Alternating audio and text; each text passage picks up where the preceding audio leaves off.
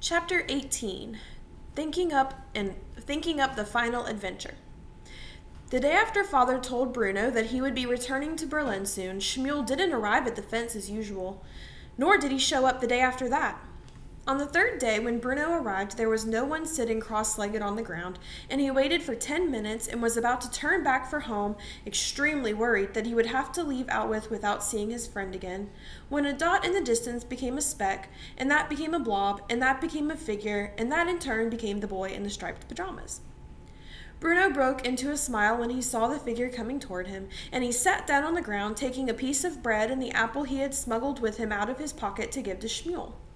But even from a distance, he could see that his friend looked even more unhappy than usual, and when he got to the fence, he didn't reach for the food with his usual eagerness. "I thought you weren't coming anymore," said Bruno. "I came yesterday and the day before that, and you weren't here." "I'm sorry," said Schmuel. "Something happened." Bruno looked at him and narrowed his eyes, trying to guess what it might be. He wondered whether Schmuel had been told that he was going home too. After all, coincidences like that do happen, such as the fact that Bruno and Schmuel shared the same birthday. "Well," asked Bruno, "what was it?" "Papa," said Schmuel, "we can't find him." "Can't find him? That's very odd. You mean he's lost?" "I suppose so," said Schmuel. "He was here on Monday, and then he went on work duty with some other men, and none of them have come back." "And he hasn't written you a letter?" asked Bruno. "Or left a note to say when he'll be back?" "No," said Schmuel. "How odd," said Bruno. "Have you looked for him?" he asked after a moment. "Of course I have," said Schmuel with a sigh. "I did what you're always talking about. I did some exploration." "And there was no sign?" "None." "Well, that's very strange," said Bruno. "But I think there must be a simple explanation." "And what's that?" asked Schmuel. "I imagine the men were taken to work in another town and they have to stay there for a few days until the work is done. And the post isn't very good here anyway. I expect he'll turn up one day soon." "I hope so," said Schmuel, who looked as if he was about to cry. "I don't know what we're supposed to do without him." "I could ask Father if you wanted," said Bruno cautiously, hoping that Schmuel wouldn't say yes.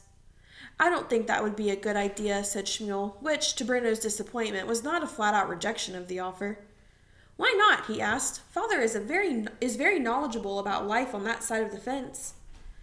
"I don't think the soldiers like us," said Schmuel. "Well," he added with something as close to a laugh as he could muster, "I know they don't like us. They hate us." Bruno sat back in surprise. "I'm sure they don't hate you," he said. "They do," said Schmuel, leaning forward, his eyes narrowing and his lips curling up a little in anger. "But that's all right, because I hate them too. I hate them," he repeated forcefully. "You don't hate Father, do you?" asked Bruno. Schmuel bit his lip and said nothing. He had seen Bruno's father on any number of occasions and couldn't understand how such a man could have a son who was so friendly and kind. "Anyway," said Bruno after a suitable pause, not wishing to discuss that topic any further, "I have something to tell you too." "You do?" asked Schmuel, looking up hopefully. "Yes, I'm going back to Berlin." Schmuel's mouth dropped open in surprise. "When?" he asked, his voice catching slightly in his throat as he did so. "Well, this is Thursday," said Bruno, "and we're leaving on Saturday after lunch." "But for how long?" asked Schmuel. "I think it's forever," said Bruno. "Mother doesn't like it at Outwith. She says it's no place to bring up two children, so Father is staying here to work because the Fury has big things in mind for him, but the rest of us are going home." He said the word home despite the fact that he wasn't sure where home was anymore. "So I won't see you again?" asked Schmuel. "Well, someday, yes," said Bruno. "You could come on holiday to Berlin. You can't stay here forever after all, can you?" Schmuel shook his head. "I suppose not," he said sadly. "I won't have anyone to talk to anymore when you're gone," he added. "No," said Bruno. He wanted to add the words, "I'll miss you too, Schmuel," to the sentence, but found that he was a little embarrassed to say them. "So tomorrow will be the last time we see each other until then," he continued. "We'll have to say our goodbyes then. I'll try to bring you an extra special treat." Schmuel nodded but couldn't find any words to express his sorrow. "I wish we'd got to play together," said Bruno after a long pause. "Just once, just to remember." "So do I," said Schmuel. "We've been talking to each other for more than a year and we never got to play once. And do you know what else?" he added.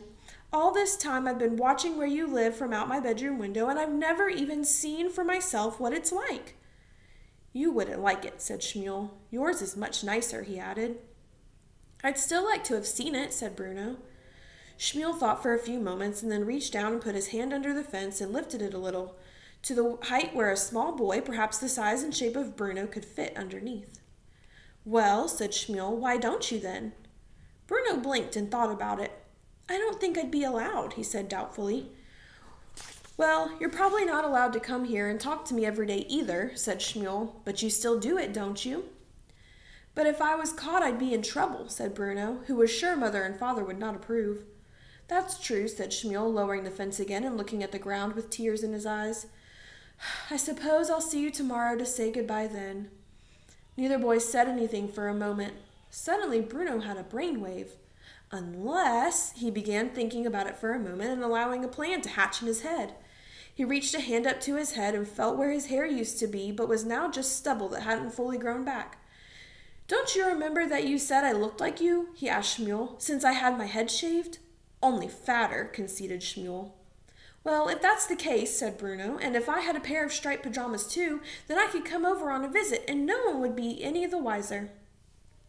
Shmuel's face brightened up and he broke into a wide smile.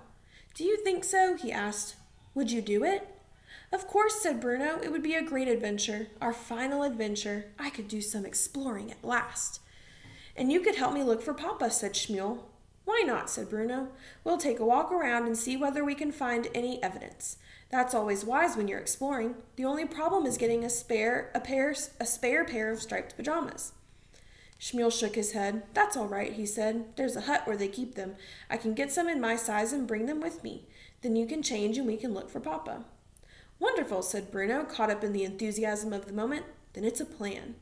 "We'll meet at the same time tomorrow," said Shmuel. "Don't be late this time," said Bruno, standing up and dusting himself down. "And don't forget the striped pajamas."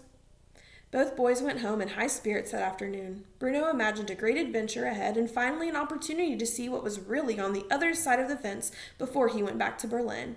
Not to mention getting in a little serious exploration as well.